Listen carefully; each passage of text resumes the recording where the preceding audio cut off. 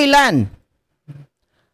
Bakit nagsasalita ng ganito si Amy Marcos? Yun ang katanungan. Mga kababayan, eto, sumasagot ngayon, nagsalita na, etong si Larry Gadon. Bakit ganito ang mga pahayag ni Amy? Eto pa lang si Babalina, mga kababayan, sabit din pala sa flood control. At yung bagman niya ay gusto nang magsalita, kaya inuunahan na nila para hindi na po mapunta, lumalim pa ang investigasyon at mapangalanan ang mga ito. Remember, mga ka-GP Natics, nung nakaraang araw, nung last tayong nag-live, sabi ko, tatanggalin na si ES Bersamin. Bakit? Kasi, mga kababayan, itong taong ito ay, ayon kay Bernardo, ay tumatanggap din ng lagay, tumatanggap din ng kickback, tatahimik, mga kababayan, meron din palang kalokohan. Ngayon, etong si Amy ay meron din palang nililihim. Kaya pala, yung mga project din sa Ilocos, mga kababayan, kayo na po ang bahalang makinig dito sa mga pahayag ni Attorney Larry Gadon. Uy, ito wala si Gadon. O, doon ha.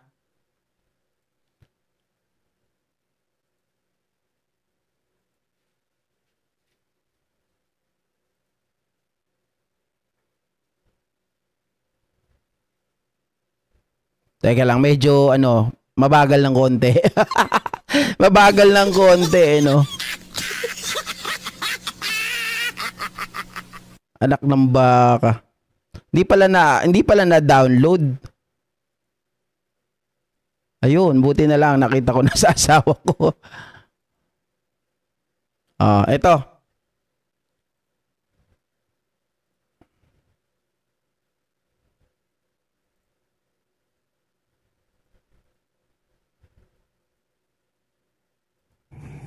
Nakakadismaya itong ginagawa ni Senator Amy Marcos na ito, na sinisira niya hindi si BBM, kundi sinisira niya yung buong pangalan ng mga Marcoses. Okay. Napakatagal ng panahon, more than 30 years, no? 36 years na niyuyurakan, sinisipa, dinadaganan, tinatadyakan ang kanilang pangalan sa paninira. Na ngayon na ang mga Pilipino ay nagising sa katotohanan na lahat ng paninira ay isinantabi nila at kanilang ibinoto si Pangulong Bongbong Marcos para maituwid ang kasaysayan at upang gumanda ang takbo ng Pilipinas at makabawi tayo sa lahat ng mga pangyayaring mga lumugmok sa ating bansa. Ngayon ay sinisira niya. Sinasabi pa niya na nag-drug user daw si BBM at yung kaya pinakasalan ni Lisa ay upang maging matuwid ang kanyang buhay. Napakalaking kalokohan yan. Huwag nating maliitin ang pagmamahal ni First Lady Lisa Araneta Marcos kay Pangulong Bongbong Marcos, sapagkat noong panahon na yon ay dapang-dapa sila. Talagang kanyang minahal ang ating Pangulo noong panahon na hirap sila. Noong panahon na niyuyurakan at tinatadyakan ang kanilang pangalan. Ibig sabihin ni Larry Gadon dun sa bagay na yon, mga kababayan, hindi pa nakakabangon si Pangulong Bongbong Marcos noon kasi di ba tinanggal sila 1986. Mga kababayan, EDSA 1, napalitan ni Cory. Ang tingin ng mga tao sa mga Marcos ay kumbaga pangit, ito ay pagkakamali. Diba? Ganun ang tingin. Pero, despite the fact, lahat ng aligasyon, lahat ng mga paninira, lahat ng pangukutya, lahat ng mga panlilibak, ay nanindigan si FL Lisa. Kasi mga kababayan, isipin nyo pwedeng mamila kasi alta syudad din naman, alta din naman si Liza. Diba? Kumbaga, may pangalan. Araneta, diba? May pangalan, mga ka-GP Natics. Pwede siyang mamili kung sinong gusto niyang pakasalan. Siyempre, kung ako, walang paninindigan, kung ako walang pagmamahal kay Pangulo, isipin nyo, pwede siyang maghanap ng ibang mga lalaki na hindi siya kukutsain. Diba? Na hindi po, mga kababayan, mababahiran yung kanyang pangalan. Pero nanindigan. etong si FL Lisa. Yun ang gustong sabihin ni kahit na ganon ang ikinakabit sa kanilang pangalan ay naging mabuting asawa at pinanindigan pa rin si Pangulo nitong si FL Lisa. At noong panahon na yon ay wala sa posisyon si Pangulong Bongbong Marcos. Noong pinakasalan siya, nilalait pa niya, panlalait pa yung ginagawa ni Senator Amy Marcos. At saka walang-wala. Tama, walang-wala si Pangulong Bongbong Marcos noon. Down na down nga eh. Mga kababayan, di ba? Sabi ko, galing isang alta. Mga kababayan, tapos mapatol ka sa isang tao na ganito. Di ba? Kung walang pagmamahal. Yung isa nga yung isa nga dyan nangaagaw ng pagmamahal. Nangaagaw ng asawa ng may asawa. Tama? Totoo naman yun Mga kababayan, kahit na tayo po ay tuligsain, totoo naman na nangyari yun Di ba? Na di umano yun nangyari. Alam nyo na siguro yung tinutukoy ko. Di ba na tinutukan daw di umano yung lalaki para po siya ay pakasalan. Kahit na may asawa yung lalaki, kinidnap nung isa. Nangaagaw ng pagmamahal. Kulang sa pagmamahal. Ang kanyang utak. Sana napunta ang utak mo, Amy. Kaibigan kita pero hindi ganyan dapat ang ginagawa mo. Sinisira mo yung pangalan ng buong pamilya nyo. Tama. Bakit? Kasi meron ka nahuhulinigan na yung bagman dyan sa DPWH ay malapit na raw kumanta. Sa aking pagkakaalam, sa mga media circle, ay malapit na kumanta yung iyong bagman. Kaya naman pala, mga kababayan, sabi nila, di ba? Ano yung kasabihan mga kababayan? Na kung hindi mo sila kaya, join them. Para, ano tawag dito? Ano yun, Mang? Paano yun? Nakalimutan ko na Di ba? Kumbaga, para hindi ka mabuking, mga kababayan, sumama ka na lang dun sa Agos.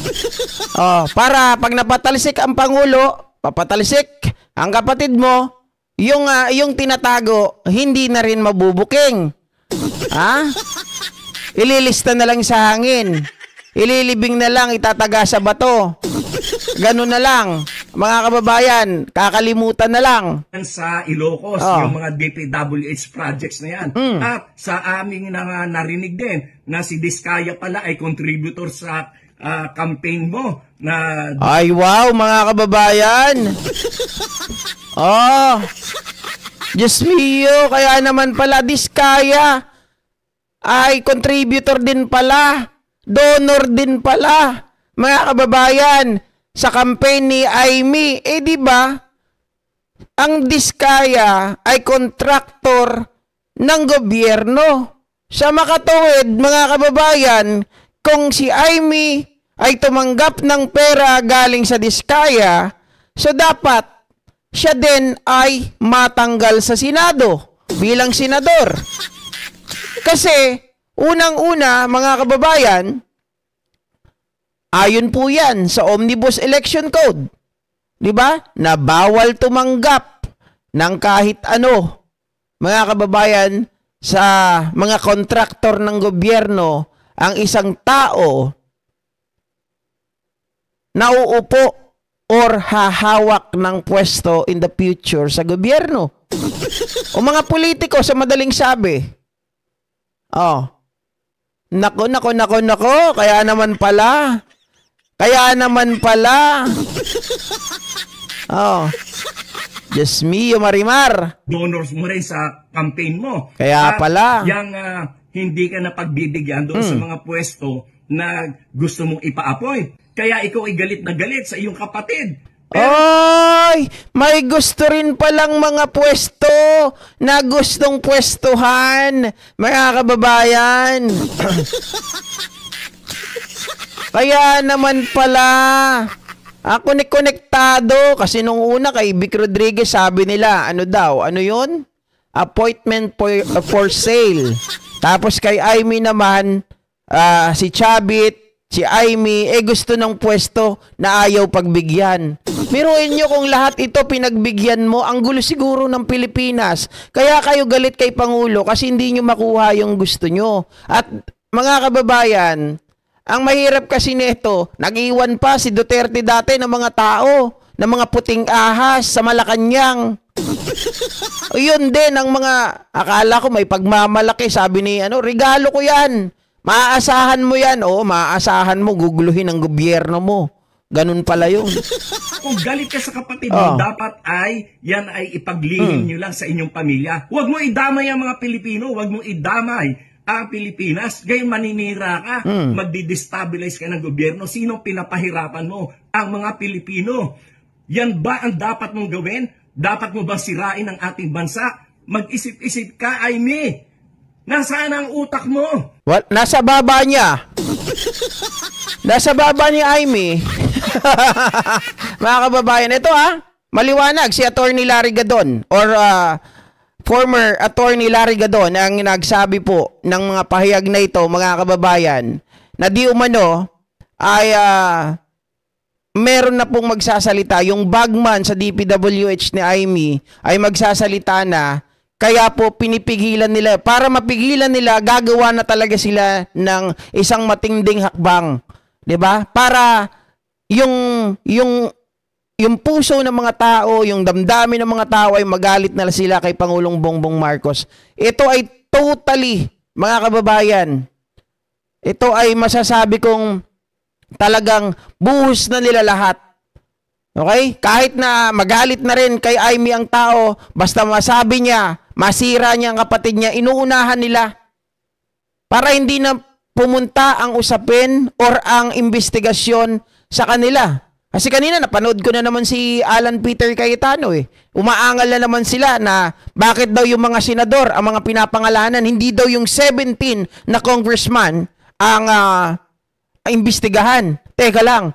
Si Bernardo, kaya nga nagtalo si Yusek Bernardo, mga kababayan, at tapos itong si Marcoleta, dahil nga pinipilit ni Marcoleta, bakit ganun? Yung mga senador, kompleto detalye ka. Bakit dun sa mga kongresista ay napakatipid mo? Paano kami maniniwala sa'yo? Coming from you, Ikaw pa talaga yung nagtanong na ganyan. Sumagot si Bernardo, teka lang po, Mr. Chair.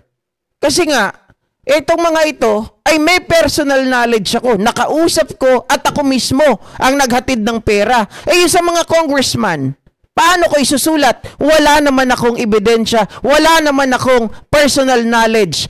Narinig ko lang. Kaya yun lang ang inilagay ko. Diba? Totoo naman It makes sense. Bakit ka maglalagay ng mga bagay na hindi mo alam? Kapag maglagay ka ng bagay na hindi mo alam, magagaya ka kay Gutesa. Di ba? Na yung kanyang sinumpaang salaysay ay sablay. Yung sagot ni Bernardo, mahusay. Bakit ko ilalagay? Bakit ako magkukwento ng mga bagay na hindi ko naman alam? At yan ang lang ang nalalaman ko, alangan naman dadagdagan ko. Di ba? At isa pa, mga kababayan, kung naalala nyo, meron pong mga DPWH official, okay? Empleyado ng DPWH na nagpakamatay. Tama?